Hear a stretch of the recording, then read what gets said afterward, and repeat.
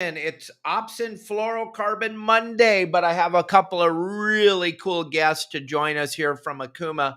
So we're going to get the show started in just a couple of minutes. I want to thank you all for all the views and all the likes and all the shares over the weekend on those great videos that I posted. I want to thank everybody for all the love you gave us. We got a couple of videos that are absolutely going viral. That sculpin, how to handle the sculpin videos, going absolutely bananas. The popcorn lobster leg video still going bananas. It's over 2 million views now across social media. And then we just put out a video of how to get the knuckle of the antenna out. My good buddy Jamie made that, or excuse me, Justin made that video for me, and it's going bananas on social media also. So thank you all for watching all the videos. Do me a big favor today while you're watching this. Hit that share button right on the bottom there. It'll help us out tremendously. It'll help Todd out. It'll help John out. It'll help me out. Hit the share button. Let everybody know what we're doing here. Our show goes live Monday through Friday at 12 o'clock Pacific Standard Time, and we don't want anybody to miss out on it. I'm sorry I went a little bit early this morning, but my beautiful wife told me it was noon already. And now we know that she was living on Cabo time and not Southern California time. So we're back. We're here. We're ready to go. We're bringing in my two buddies here in just a minute. I want to thank all the veterans for everything. Todd and I told everybody on Friday, thank you very much. And I just want to reiterate the fact, thank all the veterans.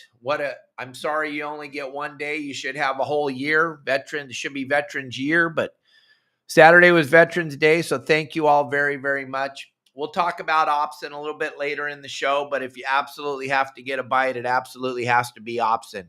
Opsin Fluorocarbon, phenomenal product. We'll put the QR code up. You can save 20% on the product. We'll do that a little bit later in the show, but without any further ado, we got John Bretza and Todd Mansur joining us. John, who are you? What are you about? Well, I'm the product development manager for Akuma Fishing Tackle. Been there over 25 years and had the great opportunity to work with great guys like yourself and Todd Mansur for many years. Hey, Todd, what are you doing? I just had you on the show Friday. Now you're out in the middle of the ocean. Where the heck are you? I'm 246 miles south of Ensenada right now. I'm just inside of Natividad and Cedros Island. We're heading north, and we've had just exceptional weather. It's great to be back on the show. I've been on the show a lot, Dave. It's been a lot of fun, and I got to say that, the opportunities I got with John Bretza and the staff at Akuma for over a decade now have been phenomenal.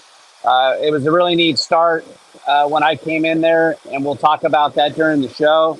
But there was an opening in the industry for what happened and what became what now is Makaira, Akuma, and all the specialty reels that are coming out of Akuma Tackle. So, John, it's great to be on the show with you. Yes, you too. Yeah, you two came up with a phenomenal, and yet there was another guy involved, Mark Mills. We've had him on the show before. Mark was involved with the two of you guys putting together this series of reels, which has just become a staple of the industry now, especially with this tuna going on year after year after year, the big tuna, the small tuna, everything. You guys put together one of the most phenomenal reels. And I'm never going to forget the day that you gave this one to me, John. And this is the original. This has still got the serial numbers on the bottom. This was a prototype, and I took it out and caught so many yellowfin tuna on it. I was hooked.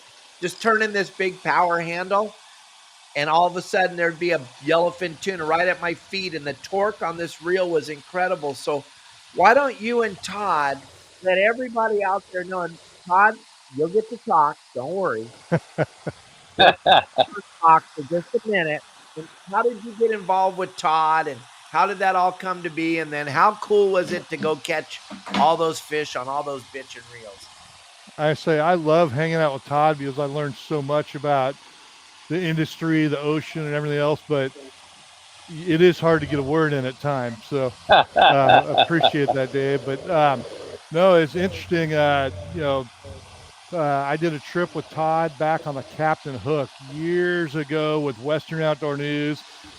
First opportunity to, really be introduced to Todd, and we absolutely slayed a bluefin at that time. This was many years ago, but at the time he was working with another company, and then, as you'd mentioned, Mark Mills came to work for Okuma Fishing Tackle.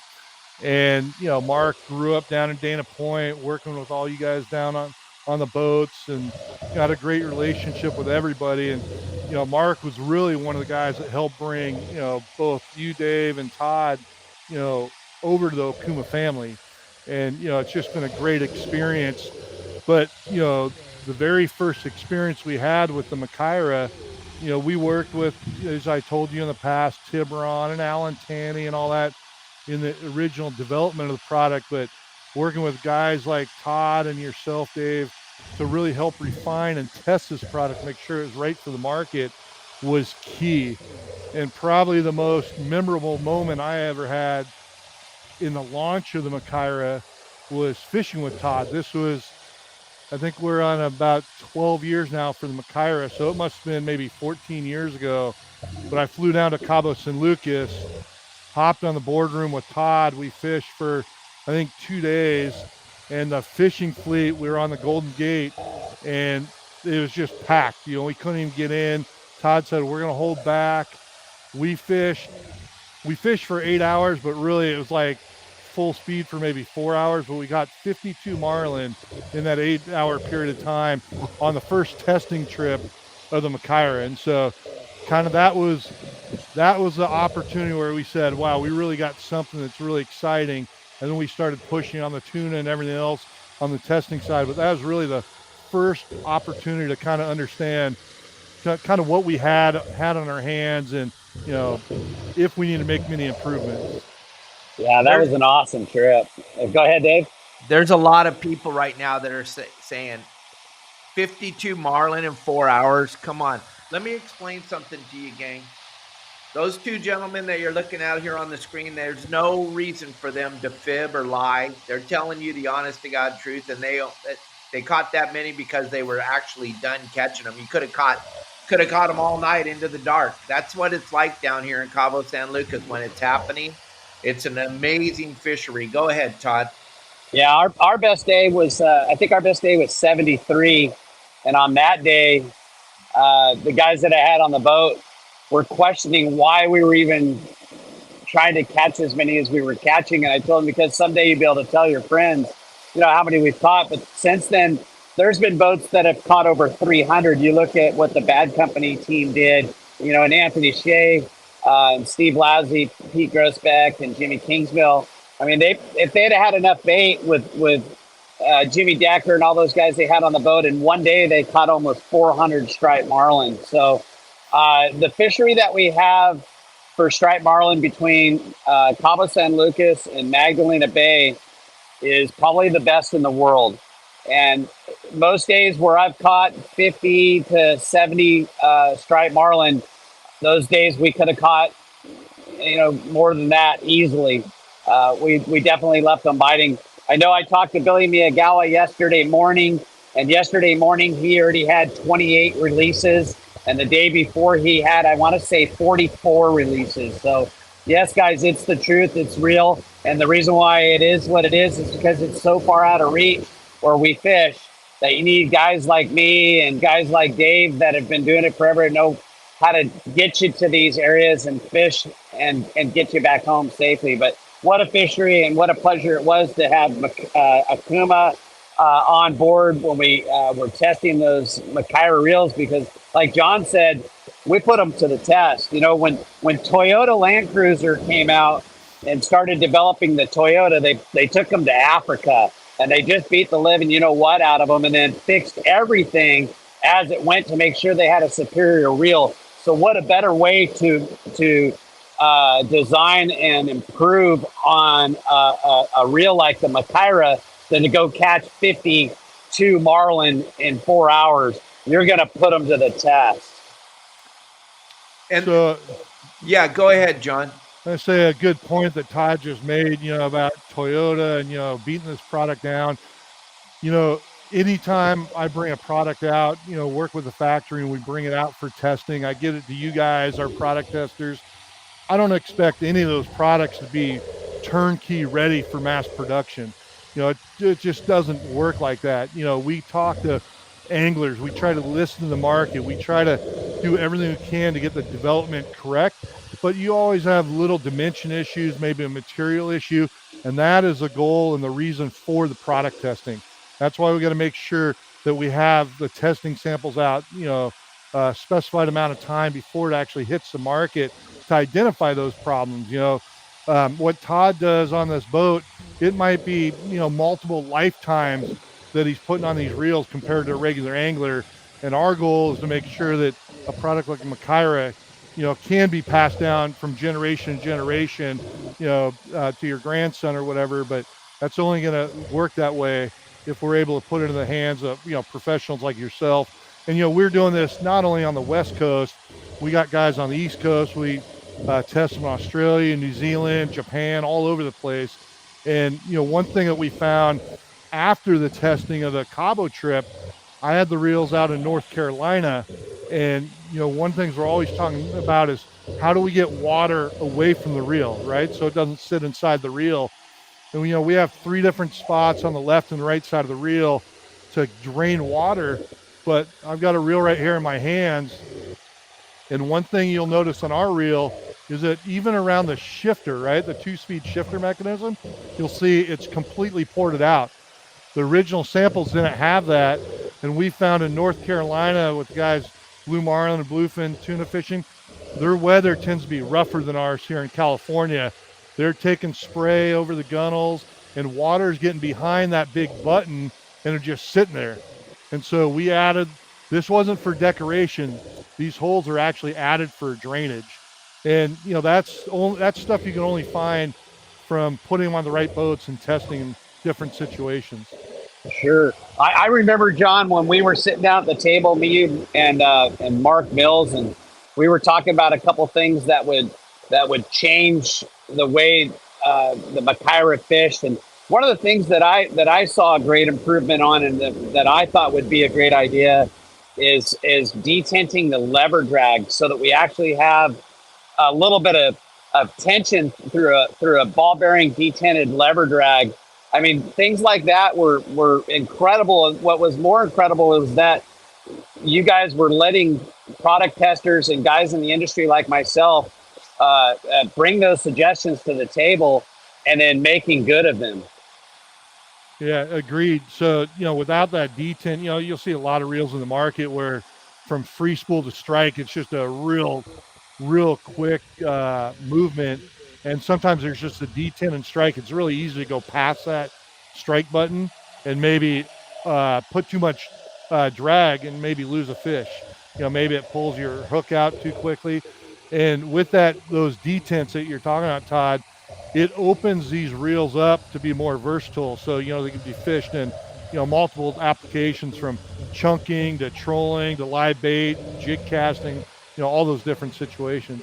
Absolutely. I thought that was, when we brought that to production, that completely changed so many things on how that lever drag system worked on that reel. And then we went even further and we improved on the way the cam system, detent system works. So talk about that a little bit. I mean, that's just an incredible addition to an incredible product.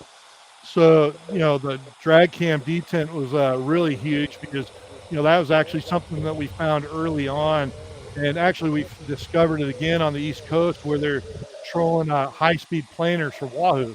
As you know how much tension that actually can place on a reel. And, as they're resetting their baits throughout the day, the one thing we found was that the springs for the detent weren't quite strong enough. So if you move the lever back and forth throughout a day, you can get a little bit of creepage in the preset and it might change your drag adjustment. And so again, that just is a matter of having the reels on the water. The more hours you have, the more chance to identify this stuff. And so we added stronger springs in there. and it gives you better detents. But the drag cam on the Makyra is really the one thing that sets the reels apart from what it can achieve from strike to full. It does something that no other reel can do other than a reel that's being out there blueprinted. And so that's huge for our style fishing that we have for the bluefin right now. So if you want to really get that tuna's head turned out of the depth circle, you land them a lot quicker. You see a lot of different devices where guys are putting in the rod holders so they can rail rod these fish.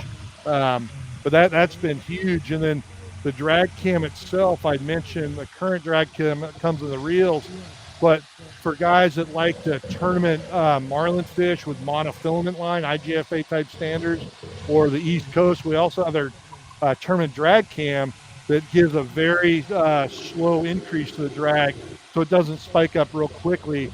And, you know, a famous angler in the world was Peter Pakula.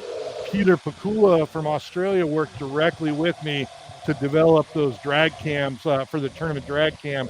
And that was huge because at the time, Australia was all IGFA rated fishing. Now they're able to use a braided line. So it's starting to change the game a little bit more. I miss Peter. I haven't talked to him in several years. Boy, that's a blast from the past, and I assume he's still producing some amazing lures today. We were actually using Pakula lures, and actually Akuma was producing lures for Peter Pakula. What a great blast from the past. I haven't heard that name in a long time. But yeah, that cam system is something else, and the curve of that drag cam system is amazing too, because it allows not only, like you were talking about, for all purposes of having a great drag curve, but the free spool aspect of the Makyra. Holy cow! Talk about that, John. I mean, you can fly line an anchovy with a 15 2-speed. Yeah, so that was pretty unique. As we know, you know, people are tuned in from the East Coast. You know, they'll drop back baits, but casting is not as prevalent on the East Coast with the, you know, lever drag reel like it is in California. And, you know, when I grew up, you know, say fishing with Todd and you guys, you know, at the time I was fishing Daiwa sea lines because we had nothing but anchovies, right? So you had to cast, you know, something really light to get your bait out. Well, with these bigger tuna, everything's changed. You know, guys are fishing lever drags, but with a lever drag, your drag system is mounted in the spool. So that makes the spool heavy. So the idea is to try to, you know, make that as inertia free as possible. So as the spool gets going, it's very light. And working with Alan Tanney and some of his gurus up in Northern California, they introduced a product to us that nobody else in the industry is using, and it's called TSI oil. And it was actually made for NASA for the space shuttle. So super high-tech stuff. We used it. We put it in our ball bearings. This is stuff that, you know, when you send your reel out to get it tricked out from some aftermarket reel guy, that's the type of stuff they're utilizing. He helped us out with it. And at the time, you know, when you put stuff like that in your reel, you think it's a high-performance sports car. Think like a Corvette. You know, it's got to be maybe maintained and serviced more frequently. And that's what we had thought. We thought maybe 8 to 12 months, the TSI oil, and you'd have to reapply it, the TSI oil. What ended up happening with the TSI oil was that, you know, I had reels up in Prince Edward Island, giant bluefin tuna fishing, and I told the guys, send the reel back after 3 years. I want to look at the reel. I want to see how it's holding up. And they'd send it back, and the bearings are in great shape. We got reels 5, 6 years later, and this oil is just like remarkable how well it performed compared to other reels where you put different types of oils in the bearings. You have to stay on it to constantly reapply. The TSI oil has proven that you don't have to do that nearly as frequently. It performs more like a grease-based product you put on a ball bearing, but it gives you tremendous friction-free abilities that give you free spool like the reel's been blueprinted. So I actually take that lubricant when I can get it from you guys, whether I get it with a reel or whether I go up there and hit Daniel up for a little bit, and I use that on my pliers and my side cutters, because I tell you what, those they never freeze up. It works so darn good. It's like almost a penetrating oil as well. I mean, it's just a lubricant. Stuff works amazing. Todd, I got a question real quick. Is your front window open on the boat? No. Because we're getting it sounds like you're in a shower or something. Well, you know what I could do? I could go downstairs and have one of these guys drive. So if you guys have ever driven up the coast here in between the islands this time of year, there's literally lobster gear everywhere. And so I'm not afraid to let somebody take over and drive, but no, I'm a lot like you. I love to be the one responsible, going through an area like this. I'm almost through it. And then I can go down to the salon and have Eugene come up and drive. We got just an absolute ripping downhill current here now. And I'm going through all this buoy gear. So I'll be through it and I'll go downstairs and it'll probably take some of that sound away. Yeah, that would be cool. I understand where you're at. I know it's like a minefield. There's so many lobster traps right there. It's definitely an area you don't go through in the dark. That's for damn sure. Absolutely right, guys. You don't go through here in the dark. If you're going through this area and you're a traveler, you go outside of Natividad. You go outside of Sagros, not on the inside where I'm taking the route right now because there's just too much lobster here this time of year. And quick, hold on, real quick. The last time you and I were together in that area right there, do you remember what was going on? Oh, yeah. You were breaking down like every 30 minutes on the Perro Grande with having hydraulic problems. But the tuna fishing here was pretty darn good. Like it is today.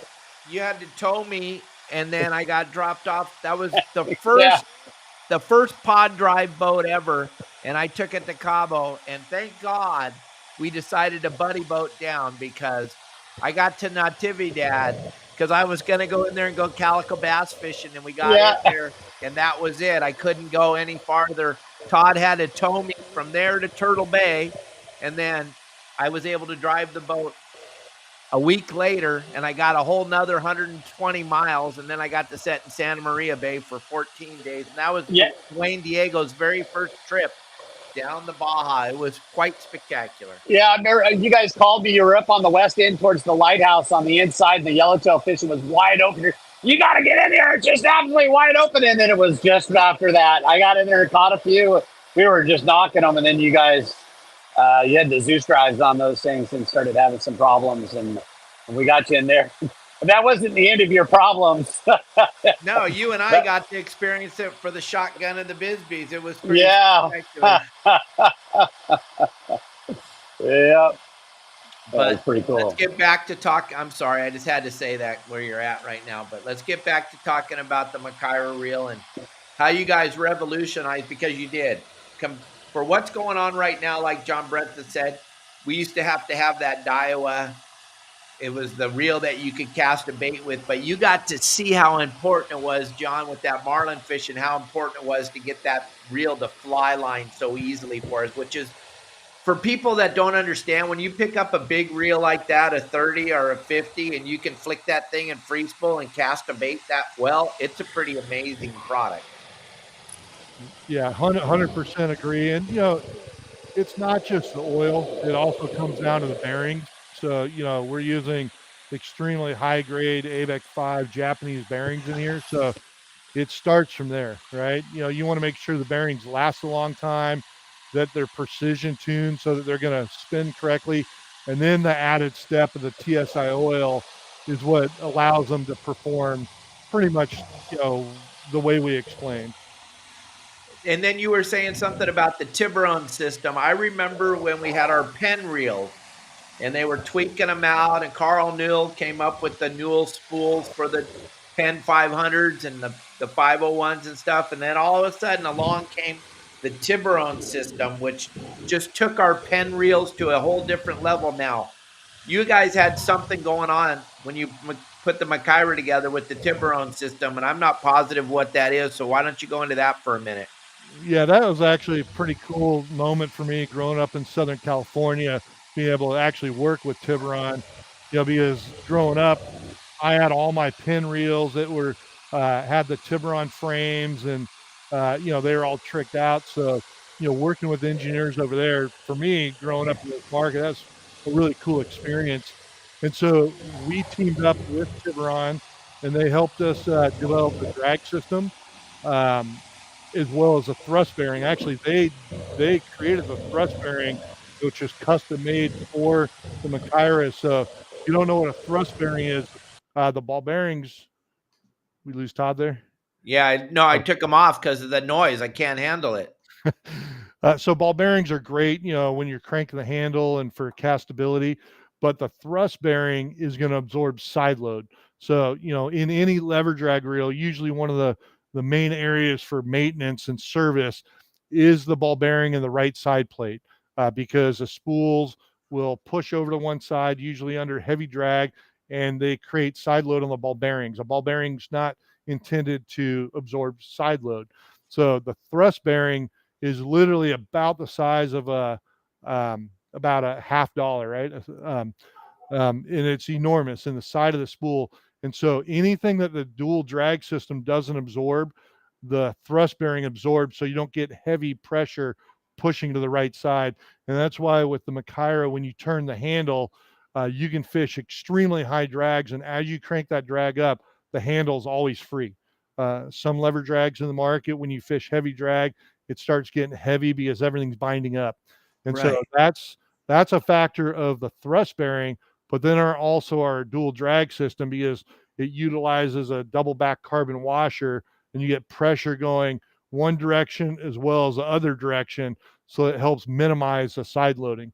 And then also allows you to increase the amount of surface area that you're getting on the drag system. So, the Machaira, when you look in the market, you're not going to really find many other reels out there that can achieve the drag output that we have, that still maintains free spool and also has really free turning handle, that allows what we say fishable drag pressure.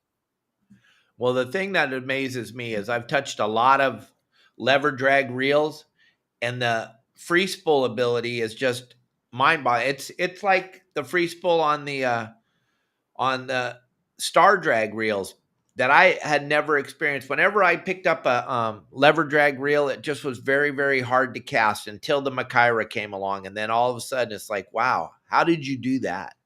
So our goal, exactly what you said, most guys, if they're jig fishing, the preferences usually go to a star drag because Much nicer, Todd. Much nicer. because the spool is lighter. A jig thrower will want, a star drag reel. Our goal with the Machaira, as well as a Lehos reel, was to make that reel so that it would cast similar to a star drag reel, because you have so much more advantage for big game when you actually have that lever drag system. There's the Alejos you were just talking about. We've been talking about this for the last couple of months when you guys brought this out. Did you guys introduce this as iCast, right? Yes, we did. And so I had mentioned the TSI oil on the spool bearings. So it's in the Machaira.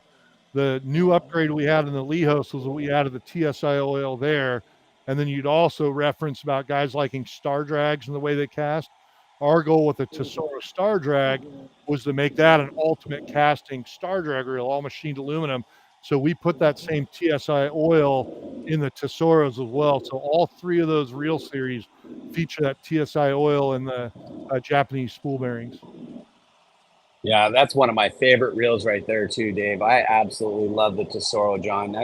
I've caught more variety of fish on that Tesoro, from mangrove fishing to yellowtail, yo-yo jigging to this bluefin tuna out here. What an incredible star drag reel, and having that lubricant in there really makes a huge difference.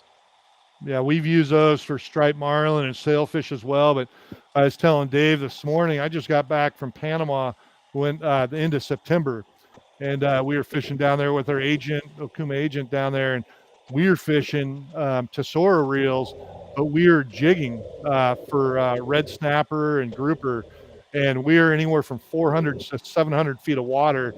We were in 700 feet of water, and I was using the 5 narrow Tesoro star drag reel. almost out of line dropping all the way down there, but it was pretty incredible, hooking these big red snappers and nice groupers. How Really fun. good eating. What size braid are you guys using? You're using soft steel? Is that what you guys are putting on those, like 30 pound, or so you Yeah, can get a lot of line on there? exactly. Usually in between 20 to 30 pound. A lot of people think, that line's too thin, right, or too Right. light. But the advantage when you're dropping that far down with a jig, braid cuts the water better than mono. That Sure. thinner 20 and 30 pound are going to cut through. You're going to get down quicker, and it's going to just make life a lot easier. And then once you're down there, you're using a heavier leader, and it's more for toothy critters, but you're not going to break off that braided line fishing those conditions. Heck no, it's so strong. So we started switching. I love that Tesoro 5 narrow for local rock fishing here in California. Even now that we're outside of 50 fathoms, I spool up with 20-pound soft steel braid, and I'm not kidding you. I still have half a spool left over. I never break off. We're only fishing hooks. And I mean, catching those big reds and some big salmon groupers and even some lingcod and all the other bycatch. I mean, what's happening with using that lighter braid where everybody's afraid, oh gosh, I got to have 65 or 80 pound. Most people don't realize that braid line, first of all, is very buoyant. So even though it cuts through the water, it's very buoyant. So by having the thinner diameter braid, the smaller breaking strength or lighter breaking strength, it cuts through the water better, which allows you to stay vertical. So when we're fishing, when we're vertical jigging, and we try to drop down 400 feet, 500 feet, and we're drifting with the boat's moving, and we got a little bit of wind. Now we're actually fishing, 500 or 600 feet if we're fishing 65-pound braid or 80-pound braid because it's so buoyant, it's not cutting through the water. And then all of a sudden you see the guys that are fishing 20-pound braid and 30-pound braid are staying more vertical and getting hookups, getting bites, and they're not getting broke off. We're still fishing good, leader. I fish the appropriate leader, whatever I need, 40, 50-pound leader. I'm just using a small amount of it. But that thin diameter braid allows us to use narrower reels and get deeper in the water and just absolutely have a great time with certain types of fishing like you're talking about and what I'm talking about. And Todd, what you just mentioned is very important, especially with you guys charter fishing. You guys are going to have multiple guys on a boat, maybe on the same side of the boat. Most of the time you're drifting in a lot of those situations. If you're able to get more vertical and cut down on the scope, you're going to have less tangles. Absolutely. Less angles, less tangles, right? Yep. I used to hear Dave and his dad, no angles, no tangles. I learned it as a kid. That's what I learned to tell everybody. No angles, no tangles. And it makes a huge difference. The other thing with braided line, Todd, something you and I learned early on, if you're fishing braid, you got to know how to appropriately back the braid to make sure it doesn't slip. We forgot that story the other day. I could have told that story because we had storytelling day on the show the other day, and that was a pretty good one. So, guys, when you're spooling up with braided line, it's always good to put something back there to actually help keep that braided line from spinning. Some reels come equipped with little catch knobs and things like that, but you want to pack that line on there right, but you also want to put something on there so that it doesn't slip on the spool and make it seem like you have no drag. You ever had that happen to you, Dave?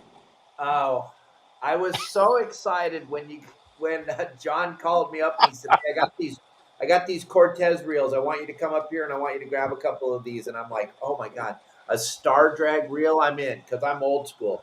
I'm like, I go up there, I grab it, we crank on a bunch of soft steel braid on there.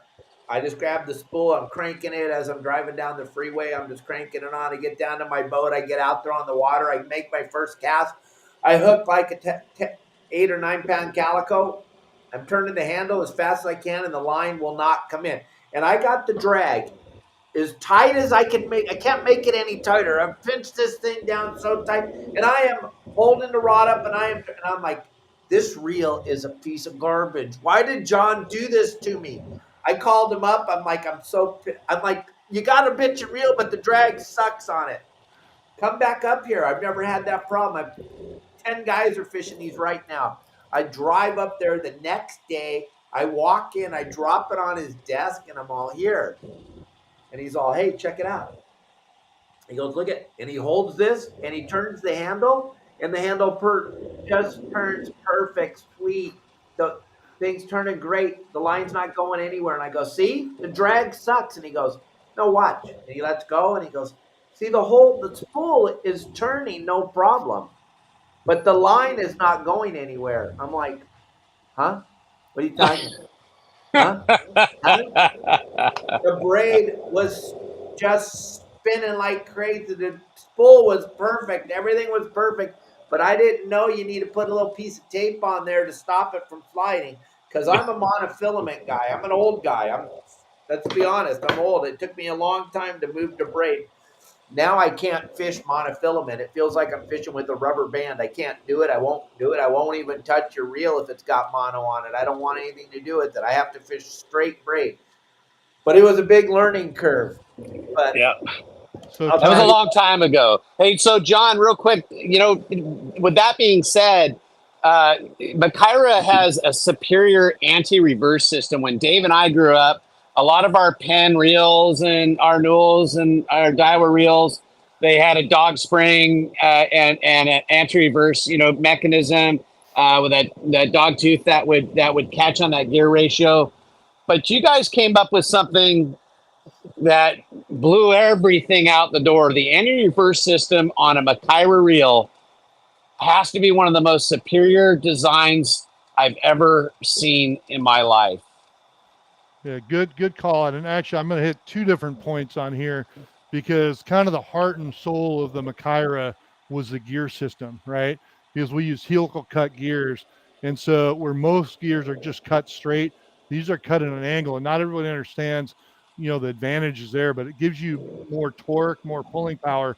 And the reason for it is that a helical cut gear, when it works, you have more tooth engagement than others, where on other reels you have one tooth at a time engage. This, you'll have multiple tooth engaging as it goes through the system. So it's a stronger system. The gears are connected to the drive shaft.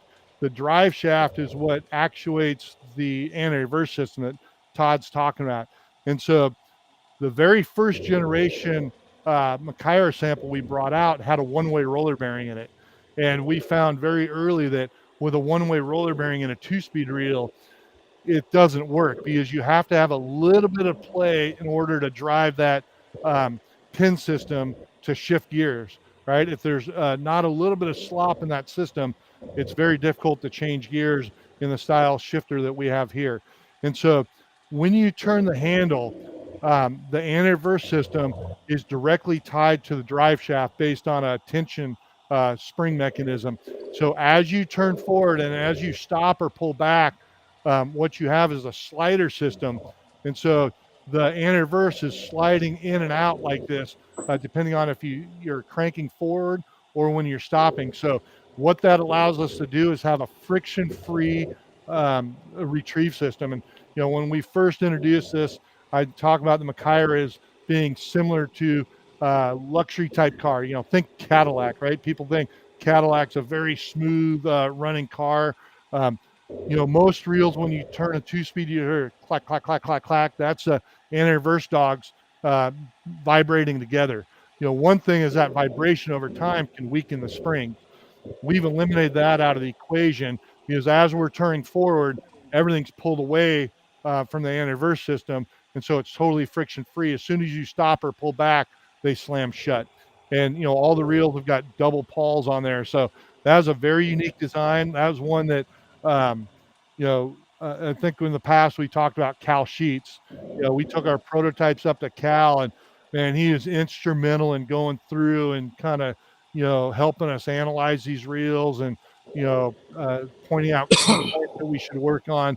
And the one point that he specifically called out that he thought was super cool was the anti-reverse slider system that Todd had just brought up. Yeah, in the past, it was one of the biggest problems we had with so many different reel manufacturers, is that because of vibration, because of use, because of corrosion, the anti-reverse spring would fail. And just when you needed it the most, you turned your reel into a knuckle buster. And we all know what that's like. And so we were able to eliminate the knuckle buster with this double anti-reverse system.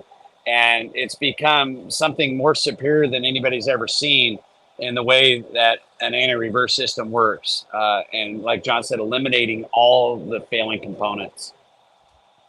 No, it's pretty unique. It's pretty spectacular. You can feel the difference. You can feel it when you're fighting a fish. When you let go of the handle, you can feel that it doesn't even move a tiny bit. Where the old pen reels, is today the day where it's gonna go? When you let go, it would go back to half a crank sometimes, and you go, "Is this it? Is today the day?" You don't see any of that with these reels. But what I wanted to talk about real fast was, of all the reels, Todd and I, this reel is this is it. This is our very most favorite reel. If you watch all my videos, gang, you see me fishing in the mangroves. This is the reel I'm using. I'm chucking the iron with this. I'm chucking baits with this. This thing's phenomenal. Like Todd said, unbelievable for fishing rockfish. The thing holds so much line. And I got 40-pound braid on here. The thing holds like a mile of 40-pound braid. It's just an incredible reel. But this is what we all grew up. Anybody our age, we grew up fishing a star drag reel. This Tesoro series reel is absolutely an incredible reel. Now, I love the Cortez too. Don't get me wrong. Cortez, my baby. I love those. But this Tesoro, man, this thing's bulletproof. When you put this in your hand, you know you have a reel that's going to handle some stuff. What you guys make this out of is absolutely incredible. Now, I know the Cortez series is a little bit less expensive, but the components in this reel, you're onto something bitching here, John. Yeah, so I'm right there with you. If I could pick, right now we've had for the last couple of years, our industry or our fishery is so different here in California, where everybody's chasing tuna, right? So you need the bigger Macairas, but if I'm not going out specifically chasing tuna, I'm looking kelp patties, I'm going to islands, fishing local, and you told me I could only take 2 reels to fish. I'm taking a Tesoro 5, which is my favorite reel, and I'm taking a Komodo. I was just going to say the Komodo. Absolutely. And honestly, it'd be a 350 or a 450. They're both like amazing reels. But the Tesoro reel that you just picked up, the 2 reels out there in the market that would compare that would be a Trinidad or a Saltiga. And not everybody understands that. The internal build of that reel is a Macaira. That is a Macaira star drag reel, just with a different name on it. But the whole reel is machined aluminum. The inside, the 17.4 stainless steel, the TSI oil, it's all the same as a Macaira. And that's the reason why it performs the way it does. Oh, it's such a machine. It is so fun to fish with.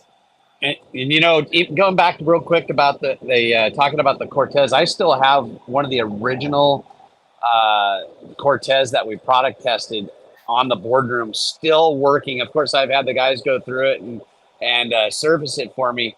But what a reel that Cortez is. I mean, if you're looking for something that just works and doesn't break the bank, it's not a Macaira, it's not a Tesoro, but man, what a great reel. That reel reminds me a lot of the old TSM2 that we all loved so much back in the day.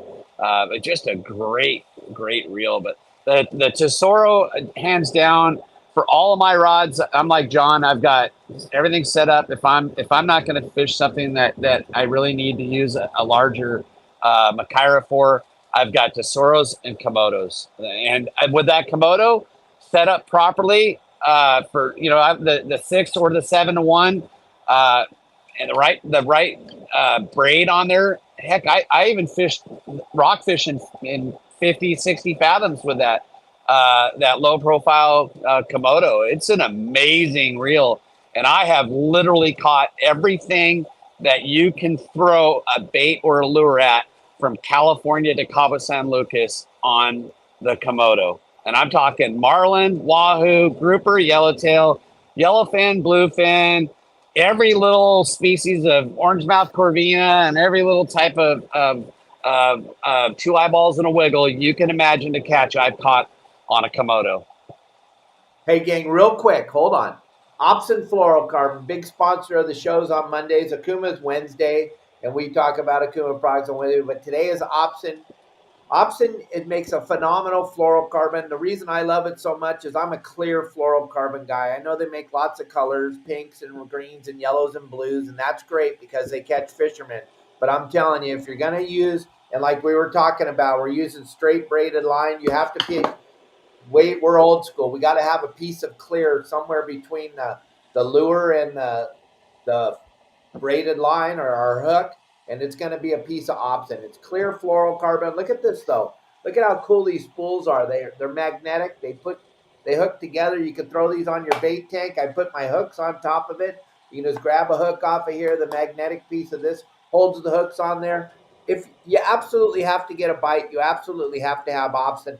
Right there in front of you is the QR code, 20% off. All you got to do is scan that QR code, go get the deckhand pack, and we're going to give away a free gift to everybody that visits the Opsin QR code from the show. We'll give away one free gift the first of every month. December 1st, we'll give away a spool of line to one lucky person that visits through the QR code. Anybody that's listening, go to opsinusa.com and you can jump right on there and use the code YSWG and save 20% on your purchase.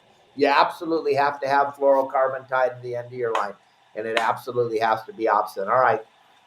So, hey, Dave. Yes, sir. I saw one of your followers had a question about the Inspire spinning reel and the torsion control armor.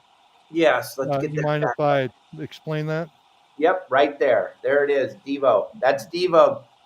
All right, Devo. So what torsion control armor is in a spinning reel, you always get a possibility of flexing side to side. So the best way to explain this is a bicycle. We all grew up riding bicycles, and your front tire, you have the fork, right? So the fork on a bicycle, and think, how the tire is put in there. Those forks are going to prevent that wheel from moving side to side. It's going to give it extra support. The torsion control armor is part of the reel stem, and when it comes down, it has a double leg on the back side of the frame.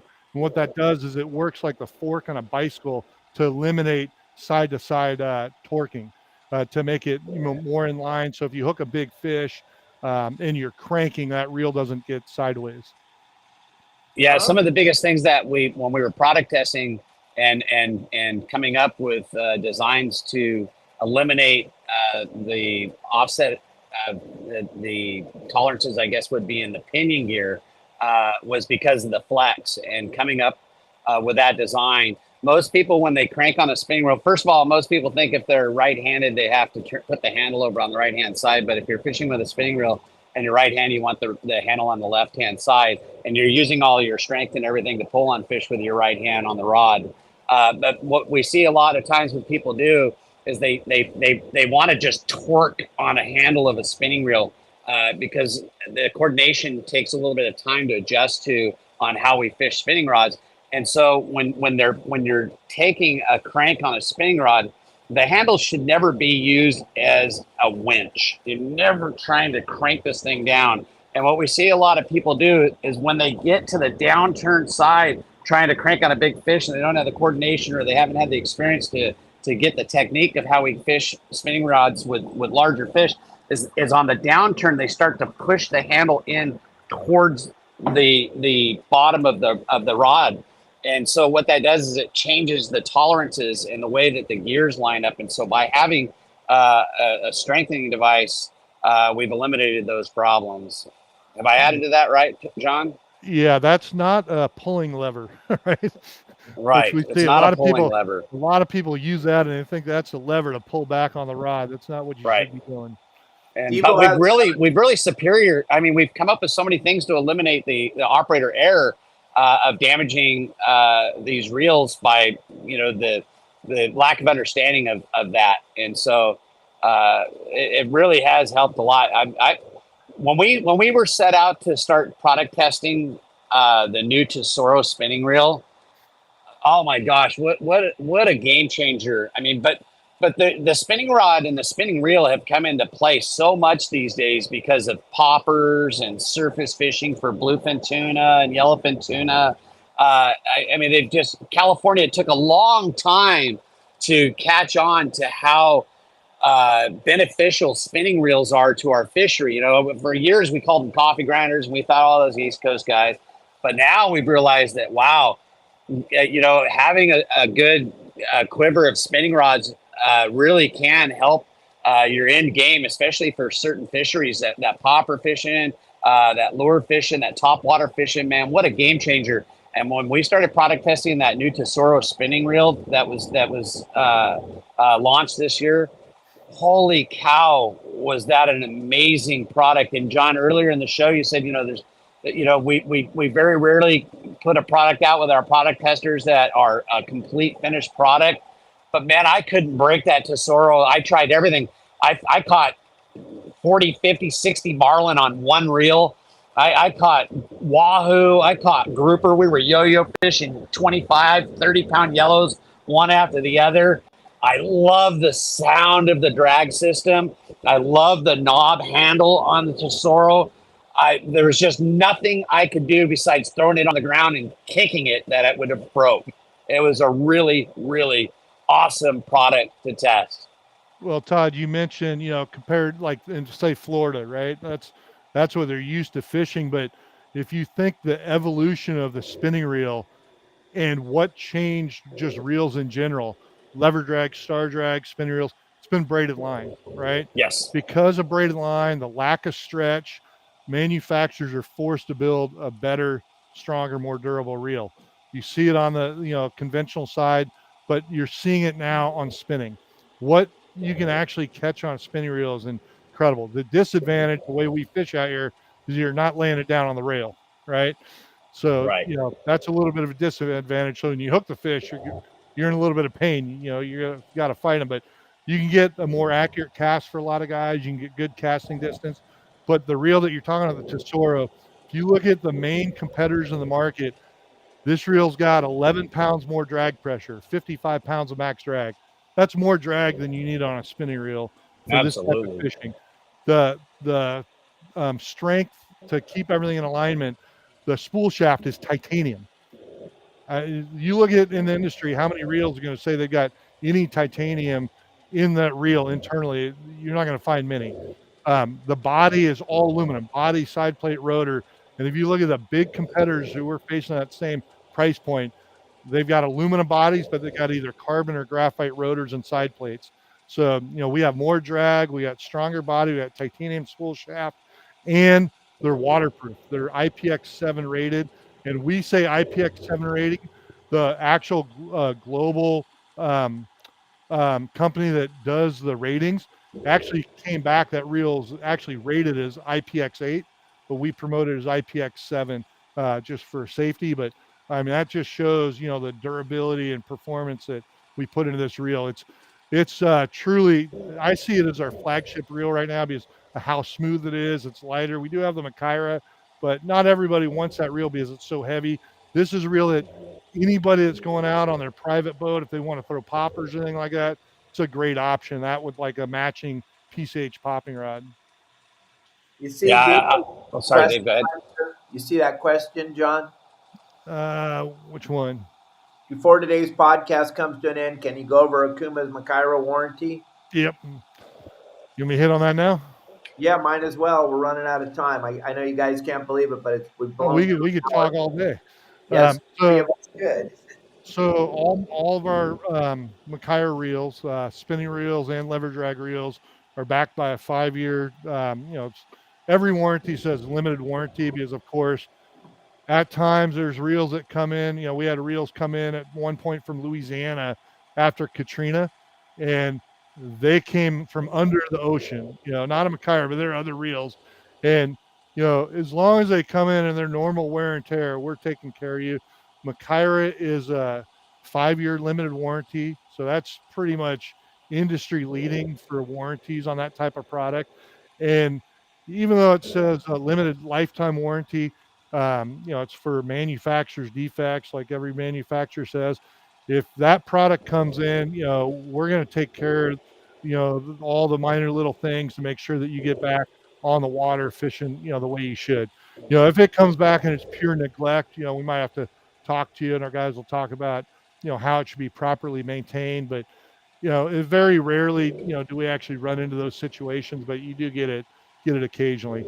It's amazing some of these reels that you get back, like I said, Prince Edward Island, fishing hardcore. I got a reel back after 5 years and it looked like brand new when it opened it up. The only thing that we saw was on the stainless clicker plate, because they fish such heavy drag, and these are 600 over 1,000-pound bluefin, was starting to show wear around the clicker plate. So that just shows a durability factor of the materials that we're actually utilizing inside these reels.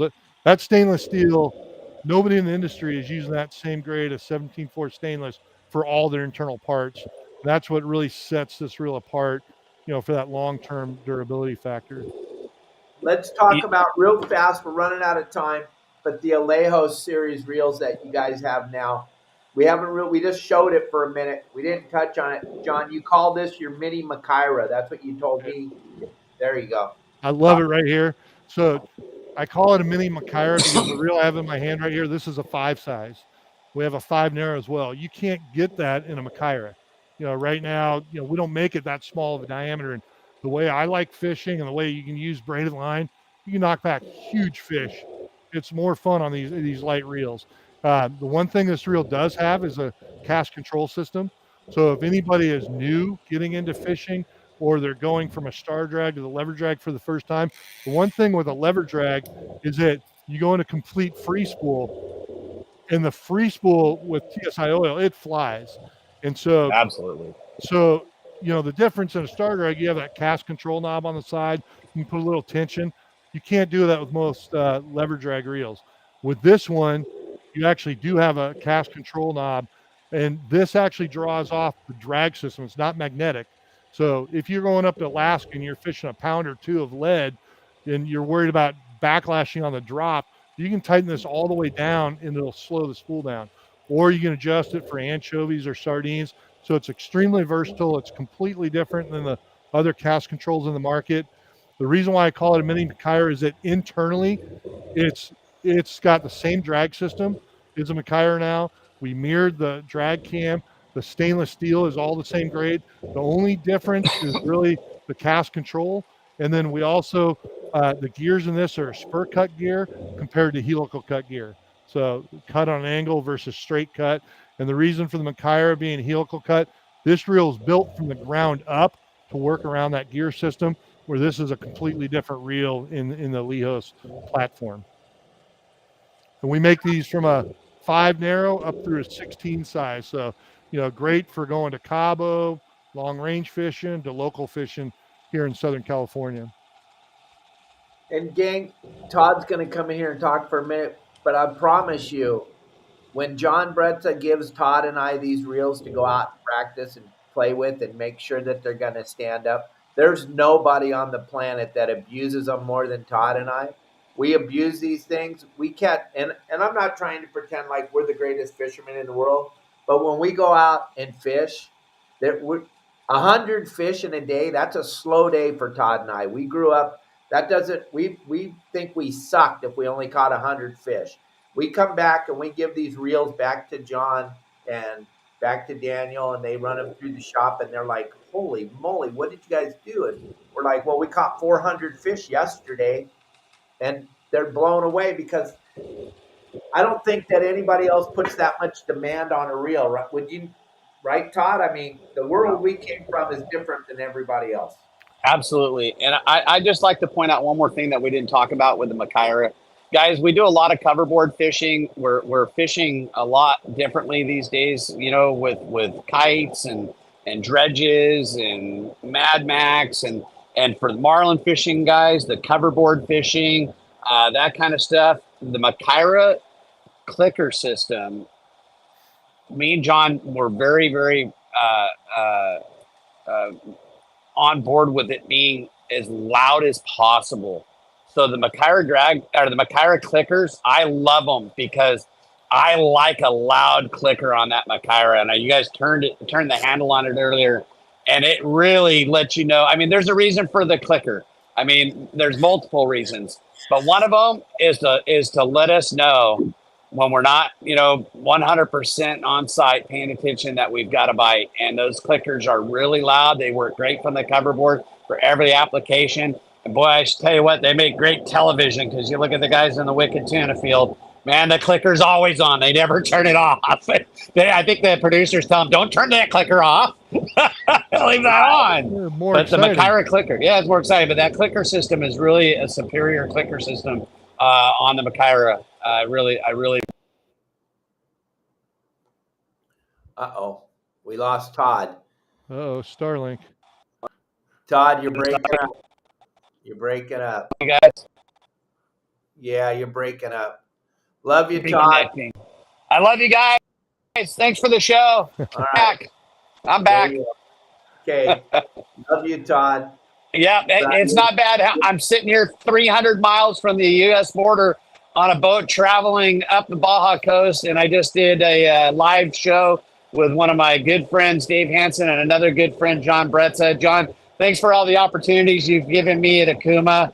It's been a great pleasure to feel part of the family with you guys all the time, and it's been a great joy testing the products and seeing the development come to the table with Akuma. Thank you.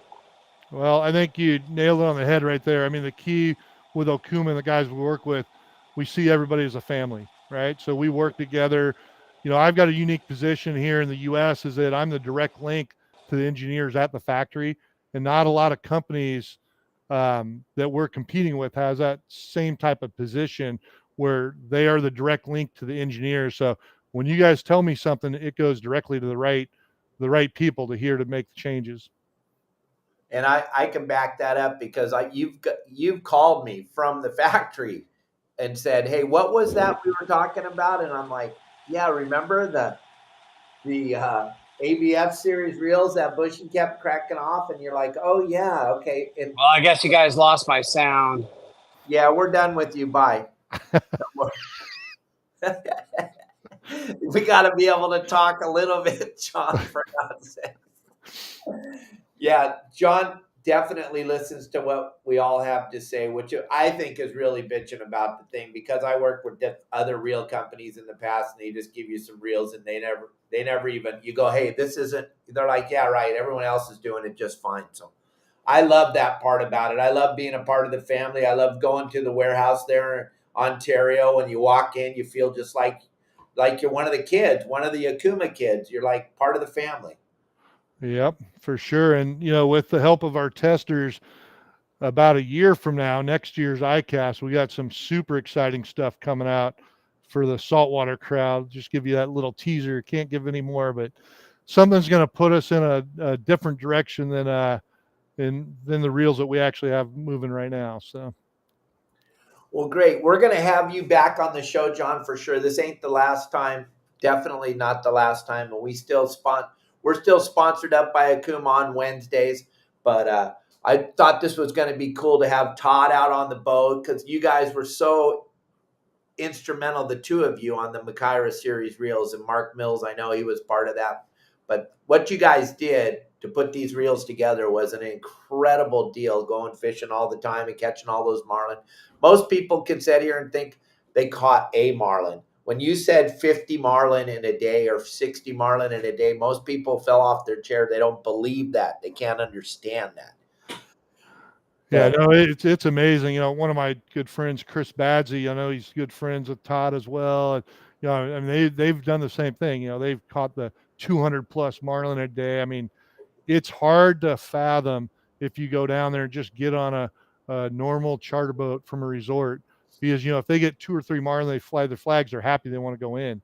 But if you're out there on a private boat, it's a totally different game. And it's awesome. It's something everybody's got to experience if you're really into marlin fishing.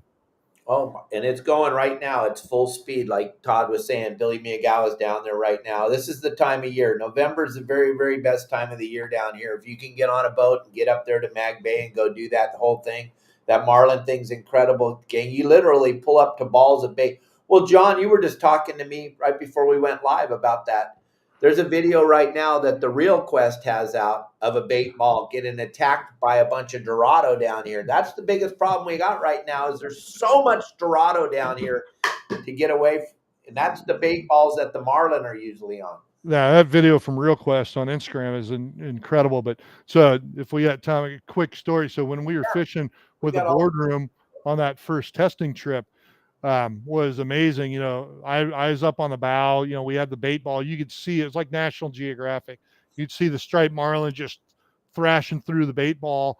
And, you know, we have like 3 to 5 guys hooked up at any one time, right? And, you know, they're not pulling them up, you know, taking photos, you know, you get them up and you break them off right when you get to the leader.